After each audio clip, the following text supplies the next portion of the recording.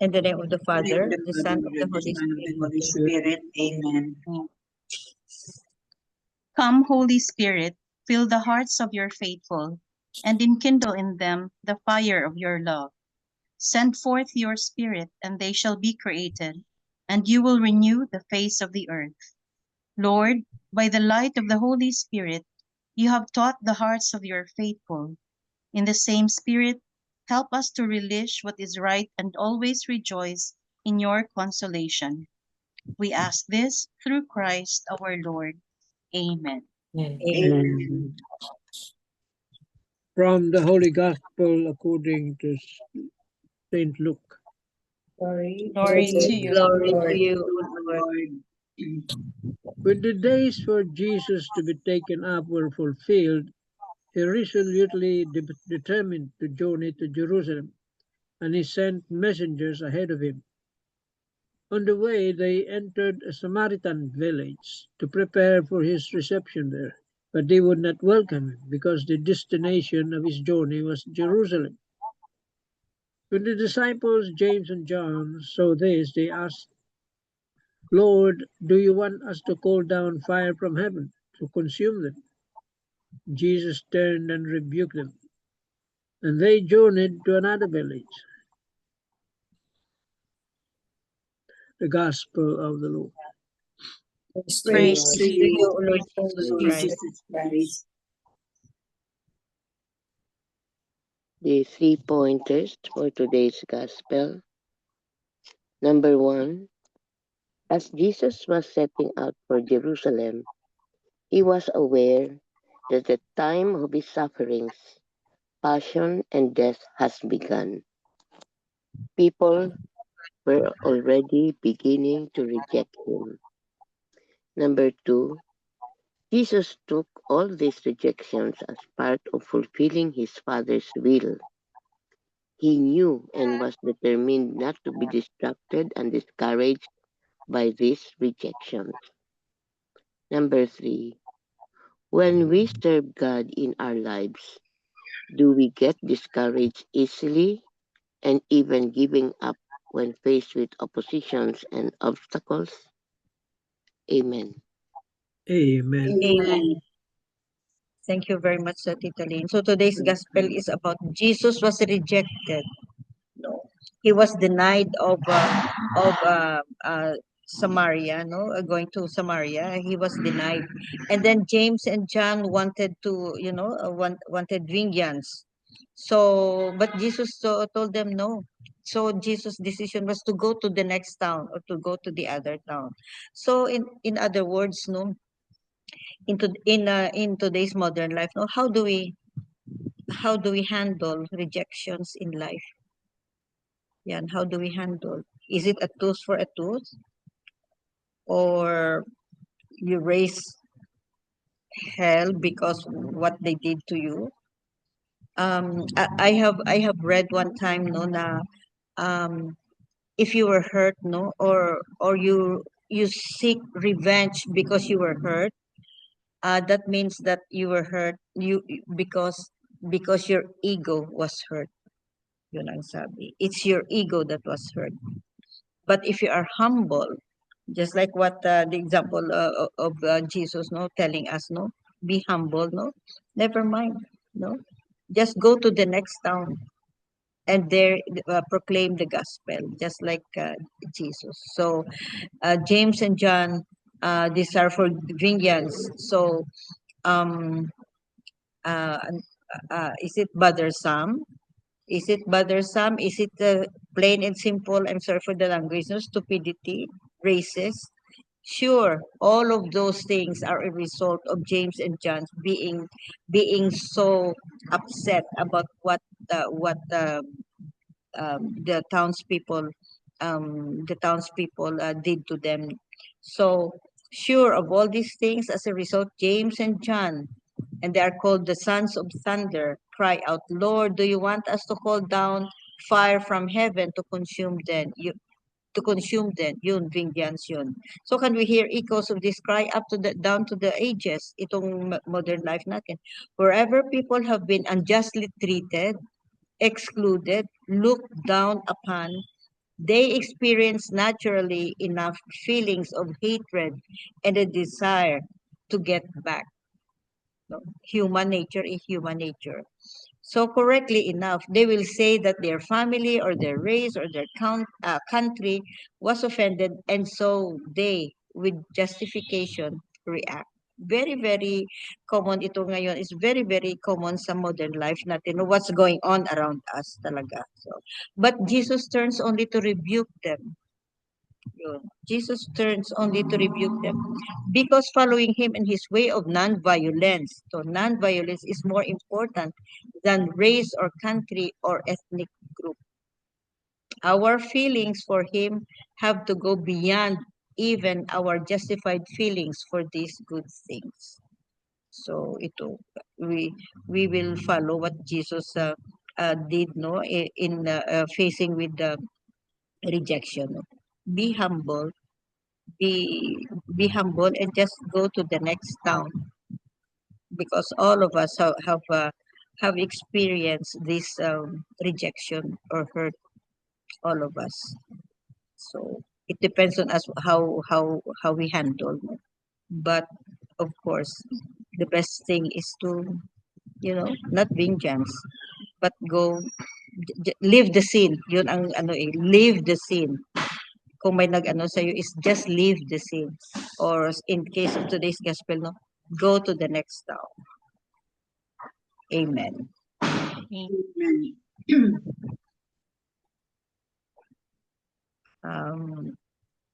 Tito Manny is off. Tita Sal or Sabit. Okay. Pala ako. Sorry, Oh, Tito, sige ito. po, Tito. What is Oo. your attitude when somebody rejects you? Do you feel bad and offended? Or do you simply shrug it off, move on, and treat rejection as a normal part of life? Jesus was refused entry into the Samaritan village, but instead of sulking or harboring resentment toward the Samaritan people, he simply walked away without holding any ill will against them. Perhaps Jesus was silently saying, "You refused me entry into your village, so I will move on without any ill feeling against you, people of Samaria." In that negative reception, Jesus had a positive reaction. Let's move on and go forward with our mission. Every now and then there will also be people who try to offend us or bait us into stooping to their level of arrogance. So what are we going to do? We must not take the bait. Instead, we should keep calm and not allow ourselves to be offended. We simply have to take the higher road and squeeze out whatever positive lessons we can draw from a negative situation. We have to remember that nobody is in charge of how we react to any situation except us. Therefore, we should never forget to look for the positive in every negative circumstance that comes our way. When we allow the Holy Spirit to guide our hearts, even rejection can become a moment of redirection toward God's greater plan. How do you respond when others reject or offend you? Do you let anger take over? Or do you, like Jesus, choose the way to walk away with a peace in your heart? Amen. Amen. Amen. Beautiful reflections.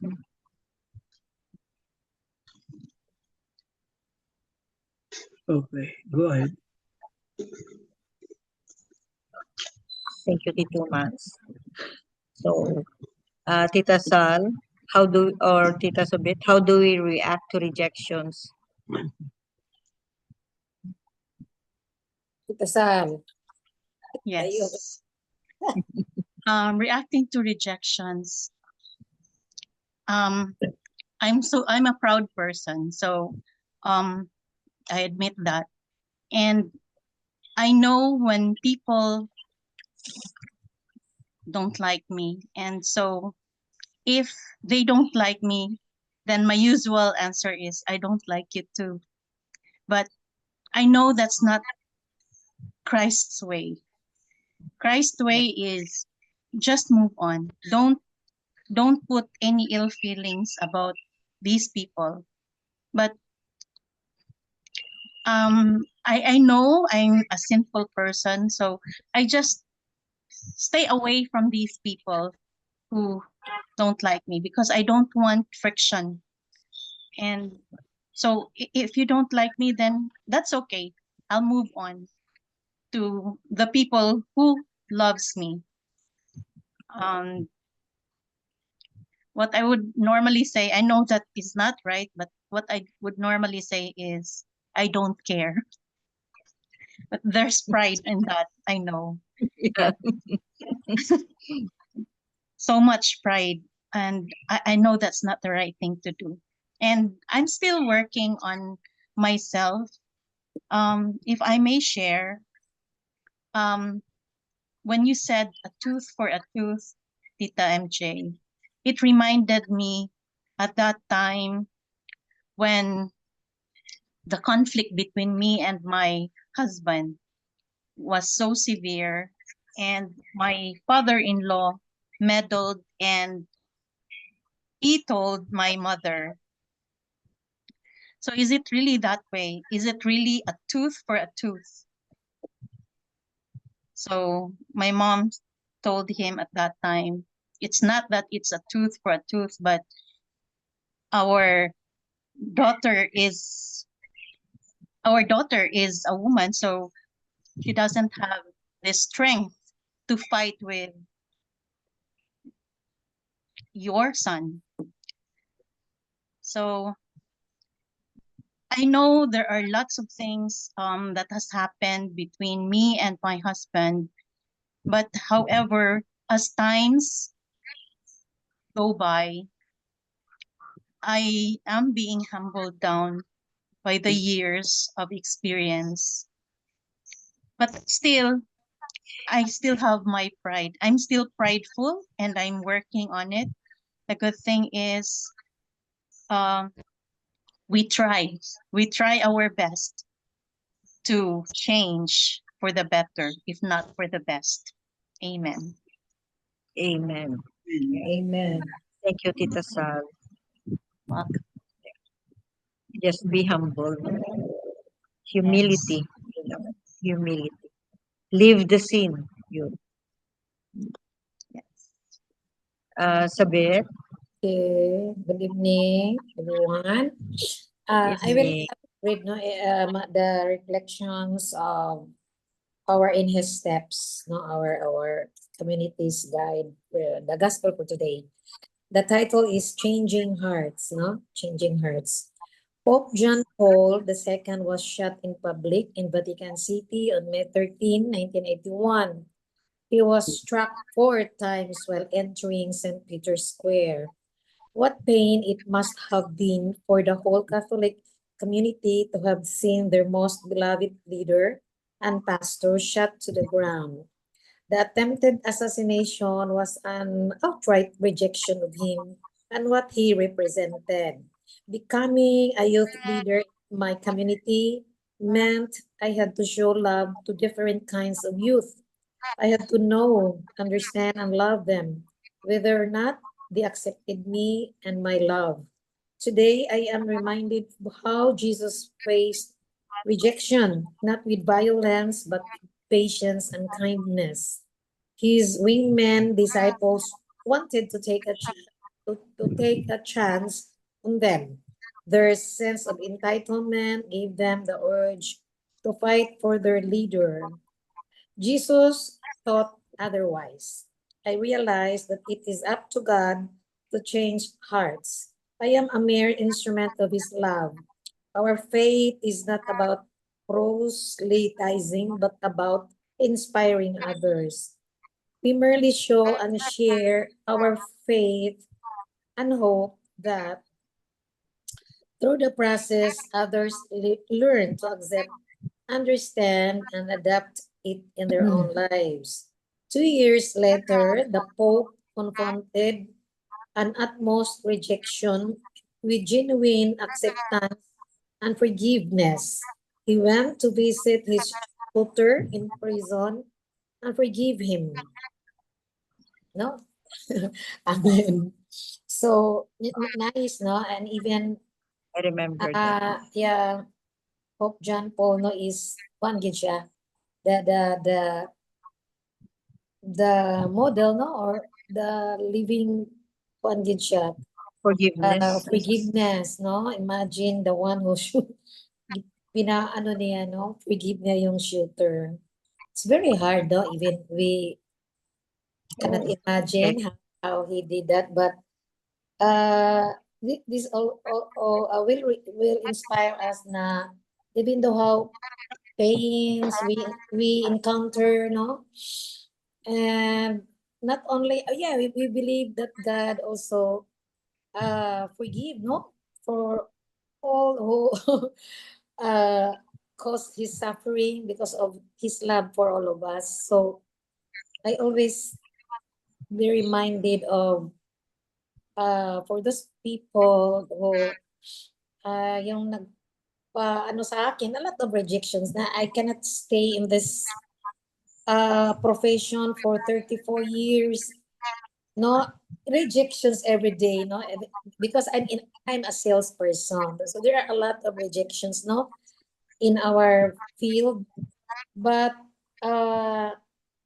not compare the rejections by our own beloved, as what Ate Sally said, no, her husband, but also I have a lot of rejections, no, most of all my darling, my darling, but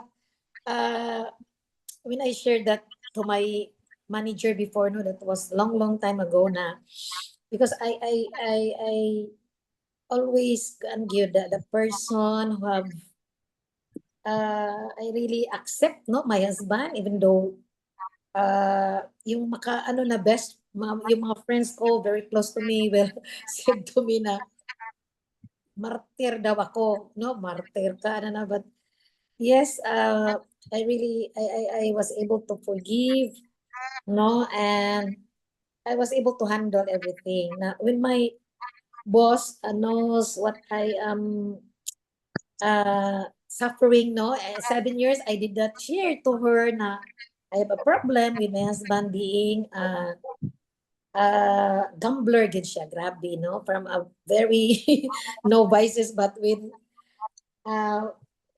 in my when during that time na he has already a big income, no, he ano yun kanang experience of so kuan gyud kana addiction na ginang iyang pagka-gambler, but anyway I was able to handle that, no, the income that's supposed to be used to a very big income nawala rin sa amin kasi ano nag-resign siya sa company, pero anyway I embraced everything, I accepted everything, and yes, really, God provided us, no, that yung nawawala sa amin, yung income niya, but God give me 3-4 times, no, the income that we've lost of his employment. So that is why I cannot ask God why my husband, bakit ganon, ano, wala naman siyang issue when we get married, but anyway, yun, pinuno ni Lord na I am doing good in my corporate sales, no, and really achieve everything. But when my boss said to me na, uy, said 7 years ka nag-ano ganon, yan, hindi mo na man lang mo ni-share sa akin. O, ma'am, I don't want that yung respect mo sa husband ko mawawala. But now, I shared to you, but I can handle na everything. And then sabi niya sa akin, I cannot see that in your face, Elizabeth, no? You are still my number one producer in our unit and you have that problem. I cannot see that in your face. So yes, ma'am, because I always iniwan ko yung problem ko sa bahay. When I go outside, okay lang, parang wala. And then siguro hindi ko yun maano pag wala si Lord in my life. So yun lang, I was able to sustain everything. nabayaran ko yung mga loans without him, providing my children without him, and aside that, I paid all his debts. And I am so thankful to the Lord, no, na material thing lang, nawawala yung mga jewelers ko. I think for the price today is 10 million na siguro kasi alahera ako when I work in Veles. Marami akong binta na alas, nawawala yun sa akin, no. But anyway, thank you Lord, no, wala namang kanang my children are all good, no, especially except Liok, but Liok is still single, so I have to handle him. And the two girls are doing well with their families, with their husbands. Yun na talaga ang pinasalamatan ko sa Lord. Lord, thank you for giving me yun lang, yung dalawang babae. They are doing well in their lives and my grandchildren, but still, hindi man siguro binigay ni Lord lahat, but manageable ra gyud until now, no? So I am so happy na God give me this two crosses in my life, but I am always thankful to the Lord na I was able to handle it. And we are good, no? Good relationship. Wala naman. Anyway, yun, choice nila yun na ganun ang life nila. But still, alam ko, problema ko rin yun pag magkasakit sila, yung anak ko. But praise God, I prepare financial for them, no? Kasi binigay ni Lord sa akin. So, yun lang, my heart is full of thanksgiving to the Lord. Even though there's still but I cannot see myself phasing. I have 3,000 clients, phasing all my clients. Wala ako in the good mood. Hindi ko yun, smile lang palagi. But still, the problem is there. But I entrusted na to God, everything. That is why every day I am in the good mood. Keep going every day. Thank you, Lord. Thank you, Sabit. Parang may problema, You- pero nandyan. Pero You have a very positive attitude. yes, that's it. Oo, very forgiving ka, very forgiving. Yes. Thank you, Sabit. Very nice. Thank you. Bel, you have something? What I can remember in Father Tito's homily is the prudence and the humility of Jesus, di ba? When they were denied entrance when they passed by that certain Samaritan town. The apostles, it was the apostles who were so angry that they were rejected. Lord, do you want us to rain fire on this town? But Jesus said, no, we'll pass by on the other side. So you can see how Jesus really reacts to stresses, no? He doesn't have a knee-jerk reaction, but rather he really is so level-headed and really uses his prudence and his humility in dealing with such rejection. So how can we imitate Jesus? It's so Keep hard. on praying. It's Very so hard. hard, really. It's so hard Oh. as humans. But We if need His grace. we invoke the help of our Lord, then we can do it. We can surmount everything if we put our hope and trust in Him. Again, if we go by what Saint Pius said, pray, hope, and don't worry. And don't worry. Pray, Amen. hope, and don't worry. Amen. Amen. If only we could do that, no, all the time, no, na No? when faced with the rejection, yung parang okay lang. What a world this will be. Oo. Kung lahat tayo sana, no. So it's a grace. Yeah, It's a it's grace really a from God. grace. We have to really pray for the Holy Spirit, but to stop to so that we'll have control to our emotions, but especially negative emotions. Amen. Amen. Amen. Another challenging lessons in today's gospel, no. Tito Mas, you have something as a conclusion? Yeah.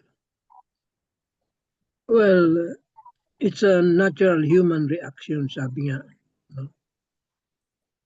To be angry, to be rejected. Gaya nga sabi ni Tita Sabina, no? Sabina, if you're in a sales, you are trained how to handle rejection. May training yan ata eh. Kaya, you know, but sometimes it doesn't apply to other venues. Like when you're on a mission, like Jesus, he was in a mission and he was rejected. Human as we are, that's natural. That's why his disciples had a different idea. Lord, pwede ba natin sila patamaan ng kidlat para maubos? Iba eh, no? But Jesus' approach was different. And in this gospel, we can really measure or gauge our how strong our faith in God, no? How close and deep is our relationship with God. Ito ang measure. Yan natin masusukat. Tayo ba talagang may faith kay God? Malalim ba ang relasyon natin sa Kanya? Because if not, you will feel that same reaction. No? You will probably harbor resentment or try to get even these people who hurt you. Diyan masusukat yung gaano kalalim yung faith mo, yung paniniwala mo sa Diyos. Eh? Kaya diyan pa lang malalaman na natin kung talagang naniniwala tayo ng malalim. At this point in time in our lives, we believe na medyo malalabanan natin yung mga temptation na gano'n. Siguro, nung kabataan natin, gusto kong gumanti, gaganti ka. Or tatanim ka ng sama ng loob. But at this point in time, we should let go and let God. Kaya masusukat natin. Saan ba tayo? Nasaan na ba tayo in our journey? Amen. Amen. Amen. Thank you, Tito Mans. Very true. So let's always remember the lessons that we get from today's gospel, and let us pray, na those groups or those people or individual that have different opinions of something, different opinions as of political opinion maybe, or spiritual, about faith or whatever, or personal, let's pray that our hearts be like Jesus, na